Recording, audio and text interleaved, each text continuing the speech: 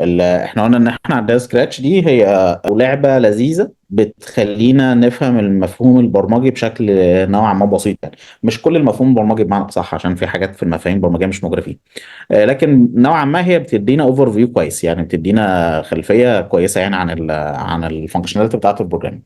فقلنا ان احنا عشان بنشتغل عليها، قلنا ان احنا عندنا هنا دي مساحة العمل بتاعتنا، عندنا الجزء اللي على اليمين ده بيظهر فيه الاوتبوت او نتيجة الشغل اللي احنا عملناه. والجزء اللي على الشمال ده الكومبوننتس او المكونات اللي بنقدر نشتغل بيها.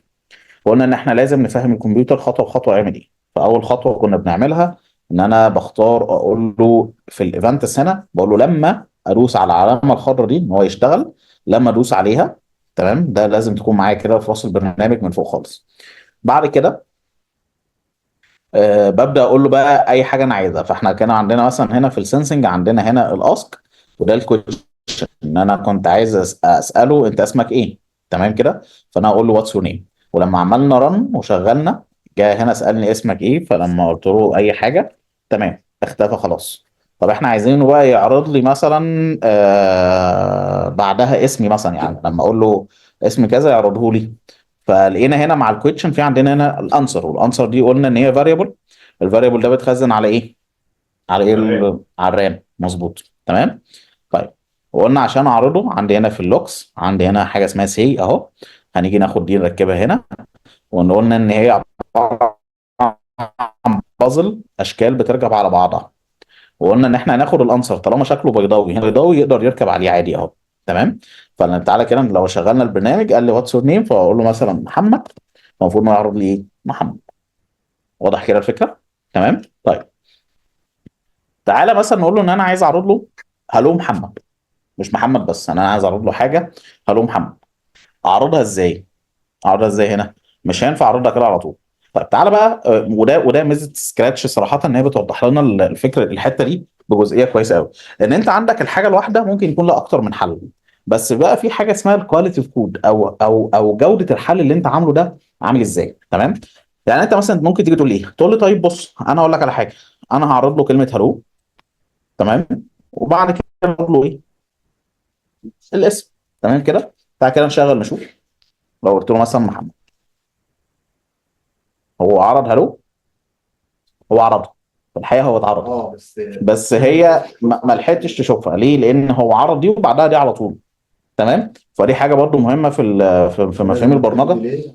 ان انت لما تيجي تعرض حاجه او بتعمل اوتبوت لحاجه، ما ينفعش تعمل اتنين اوتبوت في نفس اللحظه. ليه؟ دي من حاجه بنسميها الاوفر رايت. يعني ايه الاوفر رايت؟ ان في حاجه بتظهر فوق حاجه، او بتاثر على حاجه. يعني انت عندك اتنين لاير اهم، تمام كده، ده لاير وده لاير. انت قلت له اعرض اللاير ده، وفي نفس اللحظه قلت له اعرض ده، فايه اللي حصل؟ هو عرض ده وبعد كده ده، في اخر واحد انت قلت له اعرضه هو اللي ظهر. تمام كده. تمام. فده هنا لما بنيجي نعرض اوتبوت او بنعرض اي حاجه، ما ينفعش اعرض حاجتين مع بعض، او ما ينفعش اعمل ريتيرن الحاجتين مع بعض. لازم العرض بتاعي يكون ايه؟ حاجه واحده بس. طيب، هتيجي تقول لي ايه؟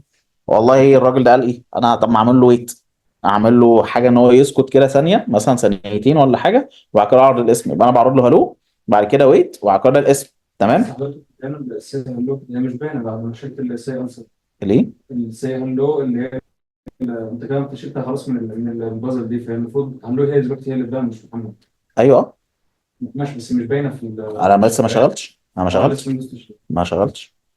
طيب تعالى بقى نشوف. في عندنا هنا حاجات اسمها ويت ويت ويت. انا حاسس ان البتاع ده عامل زوم اوت، مش عارف ليه. طيب، الويت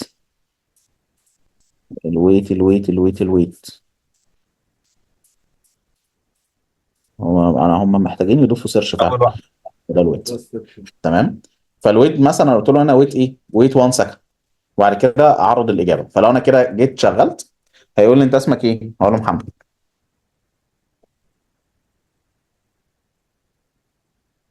تمام كده. ده حل. تمام. بس هل هو افضل حل؟ الله اعلم، ممكن يكون في حلول تانيه، صح ولا لا؟ تمام. طيب، طب لو انا قلت لك انا عايز اعرض هلو محمد في نفس الجمله. السي انسر نفسها. اه، يعني انا عايز اقول له انت جد كتبت محمد، اعرض لي هنا قبلها في نفس الجمله هلو محمد. شيل سي هلو ويت وخلي السي انسر على طول. هنشيل نفس الايه؟ يعني مم. رسمه او الشريط ده فيه ويت وبعدين سي في نفس الوقت. ما هو ازاي؟ ما هو بص، ده الويت اهو، خلاص احنا هنشيلها. الويت احنا هنمسحها وخلاص. ها، وهنمسح دي، بس وهنعمل دي. ها، هنكتب زي هنا هلو. ما هي دي فاريبل، صح؟ كده اسكيب بعد كده لا، ده بقى مفهوم جديد برضه اسمه الكونكاتينيت. الكونكاتينيت الدمج ما بين قيمتين. القيمتين دول انا بدمج ما بينهم. تمام كده، عشان مثلا اعرضهم، علشان اعمل اي ماثيماتيكال اوبريشنز او اي حاجه، انا بعمل كونكاتينيت ما بين حاجتين مع بعض. تمام، او ان انا بربط حاجتين مع بعض. طيب ده هنا فين؟ ده اعتقد في ال في فين. لا لا لا، موجوده يا اخي، موجوده هجيبها لك انا دلوقتي.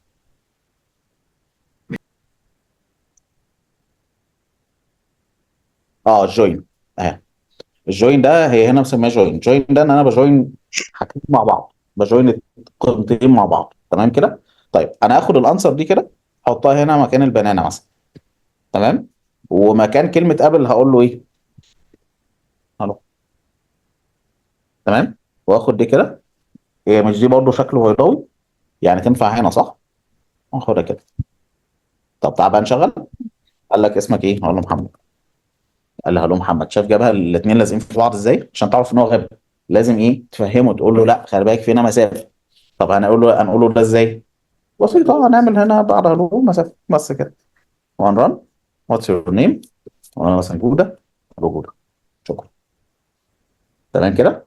في مفهوم الفكره.